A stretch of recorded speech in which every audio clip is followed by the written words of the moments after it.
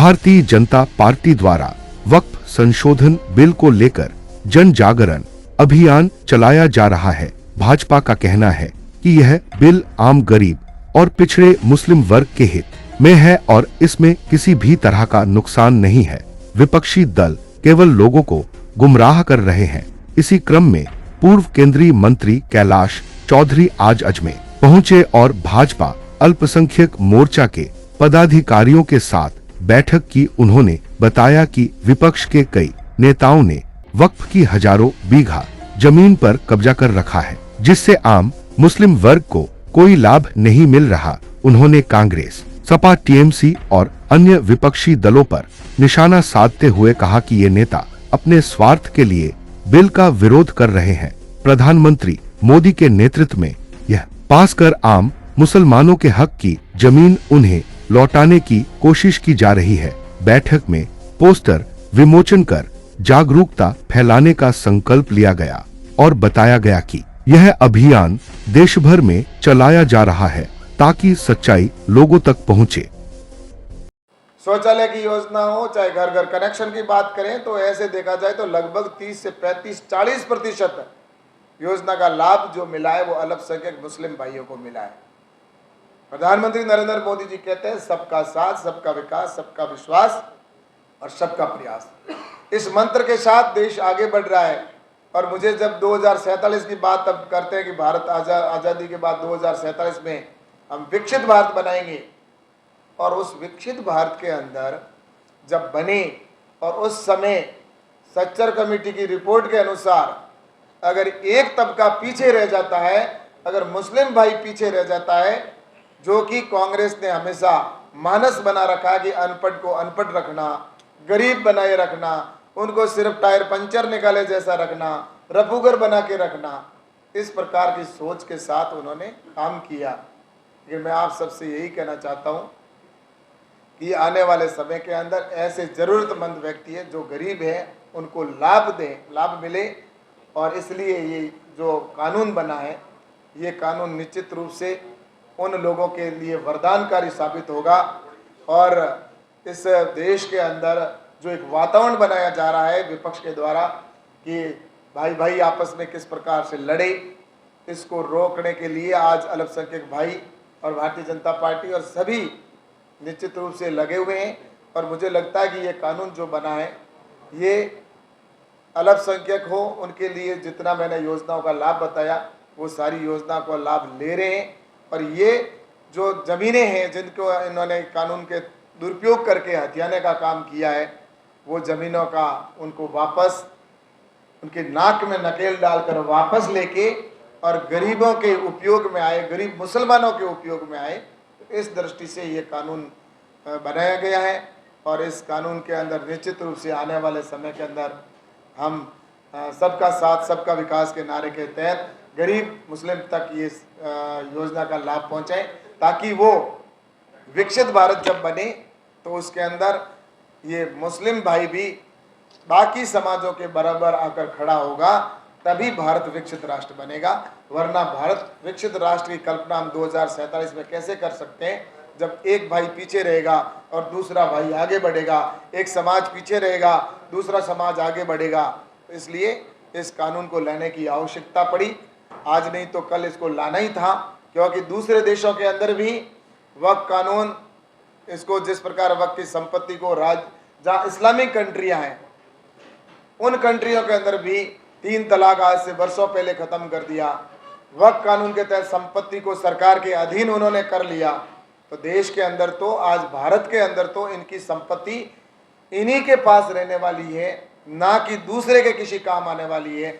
इस वक्त की संपत्ति से जो भी प्रॉफिट होगा, जितनी संपत्ति इन्होंने की है पिछले सालों के अंदर, आपको बताना चाहूँगा आंकड़ों के साथ कि उनकी 2006 के अंदर जब सच्चर कमेटी की रिपोर्ट आई उस समय वक्त की संपत्ति जो थी वो 4 लाख एकड़ ज़मीन थी और वो आज बढ़कर 8,70,000 एकड़ हो गई। केंद्र सरकार से जॉब भी मांगा, तो आप इसको किस तरह से देखते हैं? ऐसा है कि कोई भी अगर कोर्ट में जाता है तो कोर्ट अपनी कार्रवाई करता है, कोर्ट अपना बात करता है। अभी 5 तारीख को उनका निर्णय आएगा, वकील अपनी बात करेंगे, तो ये कोर्ट के अंदर बात चल रही है, इसमें कोई इश्यू नहीं है। लेकिन आने वाले समय के अंदर यही तो जन जागरण करना है कि जिस प्रकार का नैरेटिव उन्होंने सीए के कानून के अंदर बनाया, धारा किसान आंदोलन के समय में बनाया, या उन्होंने उस समय जो नैरेटिव बनाया था 3 तलाक के समय में देश में एक अराजकता का माहौल बनाने का, उसी लिए आज ये जन जागरण अभियान के तहत, ताकि भविष्य के अंदर ये कानून जब आ जाए और इम्प्लीमेंट हो तो उनके विरुद्ध, उनके सामने जो खड़े लोग हैं जो इसको भ्रमित करने का प्रयास कर रहे हैं, उनके बीच में हम जाकर उस बात को बताने के लिए ही ये जन जागरण अभियान किया जाए। सांसद निशिकांत दुबे और संजय शर्मा ने सुप्रीम कोर्ट को लेकर एक टिप्पणी करी, उस पर आपका क्या? ऐसा है कि वो इसके बारे में तो अब टिप्पणी उनकी है,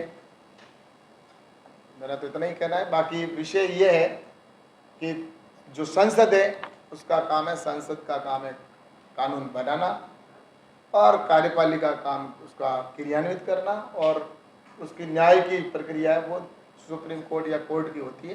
तो ये सारी जो अपने संविधान के अंदर सबको अपने अपने अधिकार दिए हुए हैं, उस अधिकार के बीच में रहकर ही काम होगा, आगे भी होगा, अभी भी हो रहा है, आगे भी उसी में होने वाला है।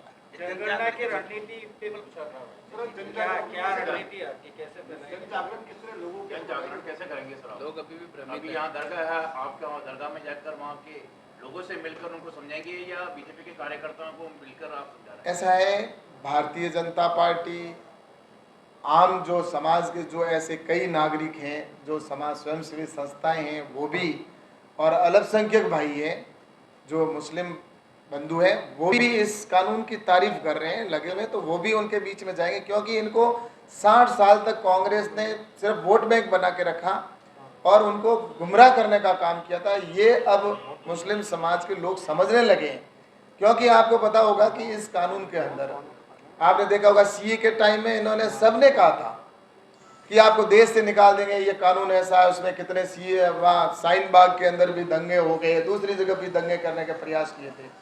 तो इसलिए ये जन जागरण अभियान के अंदर हम सब जाकर, अल्पसंख्यक ही वो जाकर वहाँ पे बात करेंगे, उनके बीच में हम भी बात करेंगे, और ताकि उनको ये जो एक इतने सालों से जो ये धनाशेठ जिनको कह सकते हैं कि उनके जिन्होंने लुटेरों ने इस जमीन को लूटा है, उन लुटेरों के सामने वो लोग ही जाकर कहेंगे तुमने हमें इतने साल क्या दिया। ऐसा क्यों है कि हर बिल के बाद बीजेपी को इसका स्पष्टीकरण, इसका क्लियरिफिकेशन करने के लिए अलग अलग जन जागरण अभियान चलाने पड़ते हैं? ऐसा है, इस बात को तो आपको मुझे लगता है कि विपक्ष को ही पूछना चाहिए जब कोई अच्छी बात आती है। बिल्कुल, मैं आपसे वही तो कह रहा हूँ, बिल के बाद किसान बिल हुआ है ना, उस पे जन जागरण कराया गया। वातावरण बनाने की एक षड्यंत्र के रूप में जिस प्रकार से विपक्ष पाकिस्तान की भाषा बोलता है, पाकिस्तान जो भाषा बोलता है वही विपक्ष भाषा बोलता है, और इसको लेकर जन जागरण के तौर पर मुझे लगता है कि देश के अंदर आज जिस प्रकार से अल्पसंख्यक भाई ही जगह जगह जाकर कह रहे हैं कि ये कानून बना है वो हमारे हित में बना है।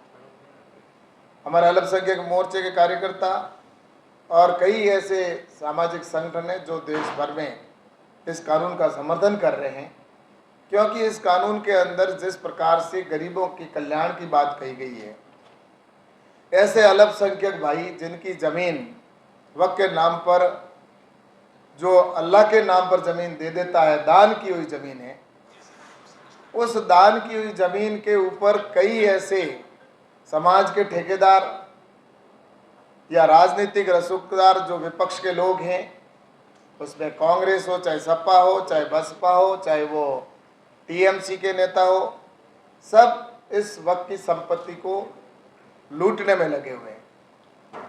और एक तरह से मैं कह सकता हूं कि वो वक्त की संपत्ति के लुटेरे हैं जिन्होंने इस संपत्ति पर कब्जे कर रखे हैं, और उन संपत्तियों पर वो स्वयं के द्वारा, स्वयं के लिए या तो कोई शॉपिंग मॉल बनाकर अपने स्वयं के लिए लाभ ले रहा है, या वो कोई कॉलोनियाँ काट कर अपने निजी काम में ले रहा है, और इस प्रकार से कि उस ज़मीन के ऊपर कब्जे कर के और बैठे हैं।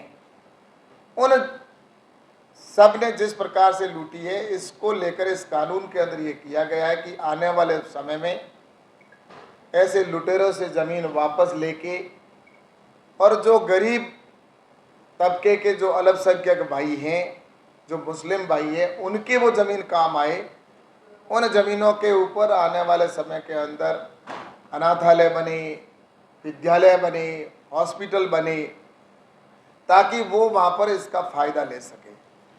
और ऐसी जो ज़मीनें जो हथियाई गई, जिनके ऊपर कब्जे किए गए, उनको छुड़वाना। और ये सारी चीज़ें जब हो रही है तो ऐसे लोग जिन्होंने, वो चाहे कांग्रेस के हो, कांग्रेस के सबसे बड़े नेता, आज जो राष्ट्रीय अध्यक्ष है खड़गे, उनके पास भी लगभग 30,000 एकड़ ज़मीन पे उन्होंने कब्जा कर रखा है। ऐसे ही मुस्लिम नेता ओवैसी ने भी लगभग 3,000 से अधिक एकड़ ज़मीन के ऊपर कब्जा कर रखा है, स्वयं के निजी काम में ले रहे हैं। और इसके अंदर जो ज़मीन है वो कोई सिर्फ ऐसा नहीं कि उन्होंने ज़मीन पे भी कब्जे कर रहे हैं, तो ईसाइयों की ज़मीन पे हो, चाहे वो सिख की हो, और उन्होंने मुसलमानों की संपत्ति है उन पे भी, उनको भी नहीं छोड़ा। जिस प्रकार से गिद्ध की नज़र होती है, वैसी इनकी नज़र है कि जहाँ भी मौका मिले उसको हड़प लो। ऐसे कांग्रेस के कल्चर के लोग आज से नहीं, जब से देश आज़ाद हुआ है तब से ये निगाह लगा के बैठे थे इनके ऊपर, और हमेशा मुस्लिमों को उन्होंने वोट बैंक के रूप में इस्तेमाल किया। उनके हित में कोई निर्णय नहीं लिया गया। सच्चर की जो कमेटी की रिपोर्ट 2006 में आई थी, उसने चीख चीख कर और चिल्ला चिल्ला के उस रिपोर्ट के अंदर कहा गया था कि अल्पसंख्यकों के सामाजिक और आर्थिक दृष्टि से वो बहुत पिछड़े हुए हैं और वो उनके लिए काम करने की आवश्यकता है, और उनके ऊपर उन्होंने काम नहीं किया। और सच्चर कमेटी की रिपोर्ट 6 में आई और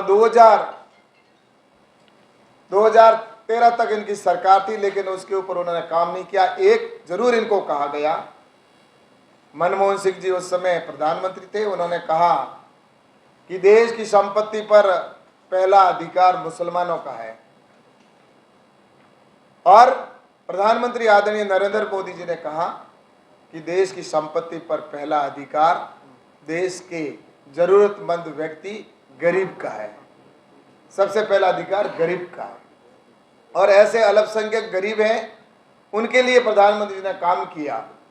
और मुझे बताते हुए प्रसन्नता हो रही है कि देश के अंदर आबादी मुस्लिमों की है 15%, और 15% आबादी में से जो योजनाएं नरेंद्र मोदी जी ने बनाई है देश के गरीबों के लिए, जिसमें प्रधानमंत्री आवास योजना, तो उसके अंदर आबादी 15% और उनको योजना का लाभ मिला 32%। उज्ज्वला योजना के अंदर आबादी 15% और योजना का लाभ मिला 36%। किसान सम्मान निधि की योजना के अंदर आबादी 15% और योजना का लाभ इनको मिला है 35%।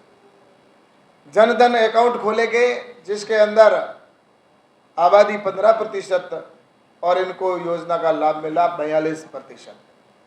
स्किल डेवलपमेंट की बात करते हैं तो इनकी आबादी 15% और उनकी योजना का लाभ लेने वाले 22%। मीडिया के बंधुओं को नमस्कार। और हमारे बीच में रमेश जी सोनी हमारे जिले के अध्यक्ष, और मजीद कमांडो हमारे पूर्व के प्रदेश अध्यक्ष अल्पसंख्यक मोर्चे के, और सभी उपस्थित भारतीय जनता पार्टी के पदाधिकारी। आज जैसा कि आप हम सब जानते हैं, देश में जो कानून वक्फ संशोधन पास हुआ, इसको लेकर देश भर में विपक्ष जिस प्रकार का नैरेटिव बनाना चाह रहा है, जो कि उसकी हमेशा आदत में रहा है। जब से प्रधानमंत्री नरेंद्र मोदी जी प्रधानमंत्री बने, तब से देश भर के अंदर कोई भी कानून पास होता है तो विपक्ष उसका विरोध करता है, चाहे वो महिलाओं के हित में हो, चाहे युवाओं के हित में हो, चाहे वो अल्पसंख्यक के हित में हो, चाहे देश के हित में हो। वो एक मन बना चुके हैं कि किसी भी प्रकार से देश के अंदर अच्छा बिल हो चाहे वो कैसा भी बिल हो उसका विरोध करना। और इसी के तहत आपने देखा होगा कि जब सीए का कानून आया तब इन्होंने विरोध किया, देश में एक माहौल जिस प्रकार का बनाया और उस समय कहा कि इस्लाम या मुस्लिम धर्म के जो लोग हैं उनको देश से निकाल दिया जाएगा इस कानून को। अगर क्या उचित है? ऐसा है कि जब बात वो अगर विपक्ष इस बात को कहता है, अन्य कास्ट जो है, राजपूत है, महाजन है या अन्य कास्ट है, उनका परसेंटेज भी आप बताओ, उनकी भागीदारी कितनी है? ऐसा है कि जब बात आती है कि उनको कितना हक मिला, क्योंकि कांग्रेस और विपक्ष हमेशा यही बात कहता है कि आपके साथ में दोयम दर्जे का व्यवहार किया जाता है अल्पसंख्यक के साथ में, तब ये बात उनको आंकड़ों के साथ बताना पड़ता है। और उसी के तहत ये बताया जा रहा है कि जो बात आप कह रहे हैं कि आपको जिस पर उन्होंने तो बातें की सिर्फ 60 साल तक जनता के सामने कि हम आपके हित में काम करेंगे, विपक्ष उन्होंने सरकार में रहे 60 साल तक, लेकिन उन्होंने उनके काम नहीं किए। एक्चुअल में काम अगर धरातल पे हुआ है तो आज प्रधानमंत्री आदरणीय नरेंद्र मोदी जी के नेतृत्व। सर मेरा ये सवाल है, क्या ये मैसेज सही है? क्या योजनाओं में पात्रता का आधार नहीं बनाकर जातिवाद का आधार बनाया जा रहा है? ऐसा है कि जब कोई पूछेगा तो हर प्रकार के आंकड़े देश के अंदर होने चाहिए, और आंकड़े अगर कोई पूछता है तो आंकड़ा बताना मुझे लगता है कि कोई गलत नहीं है। आंकड़े योजनाओं का लाभ जिसको मिला उसको दिखाना जरूरी है। कांग्रेस आंकड़े की बात करिए, जातिवाद की जनगणना की बात करिए, क्या ये जनगणना होगी? नहीं, योजनाओं में जाति को कभी आधार नहीं बनाया। आज का विषय है के अंदर जो थी वह 163 करोड़ थी और आज उसकी आय बढ़कर 166 करोड़ हुई। जमीन डबल हो गई, डबल से भी अधिक हो गई, लेकिन आय सिर्फ 3 करोड़ बढ़ी। ये पैसा बाकी का जाता कहाँ है? ये पैसा ऐसे जो समाज के ठेकेदार बन के बैठे हैं या जो विपक्ष के लोग हैं, कांग्रेस के लोग हैं, उन्होंने इन वक्त की संपत्ति पे अपना अधिकार जमा किया और खुद की बिल्डिंगें बनाकर या शॉपिंग मॉल बनाकर बैठे हैं। उनके ऊपर आगे जाके कार्रवाई होके और इसको गरीबों तक उसका लाभ मिले, उनके लिए सारी व्यवस्थाएं हो। तो इस बात को लेकर उनको तकलीफ है और विपक्ष को अगर तकलीफ होती है गरीब को न्याय देने के अंदर तो हमें कोई आपत्ति नहीं है। हमें अच्छा है कि ऐसे लोगों को तकलीफ होनी चाहिए। वो विरोध करने वाले विरोध करेंगे ही, क्योंकि उनको आने वाला कल है जो उनको दिख रहा है कि कैसा हमारा होने वाला है। लेकिन गरीब के न्याय के लिए हमारी सरकार और हमारे प्रधानमंत्री आदरणीय नरेंद्र मोदी जी लगे हुए हैं और ये कानून उनके हित में आया है। सर सुप्रीम कोर्ट ने रोक लगा रही थी नियुक्ति पे,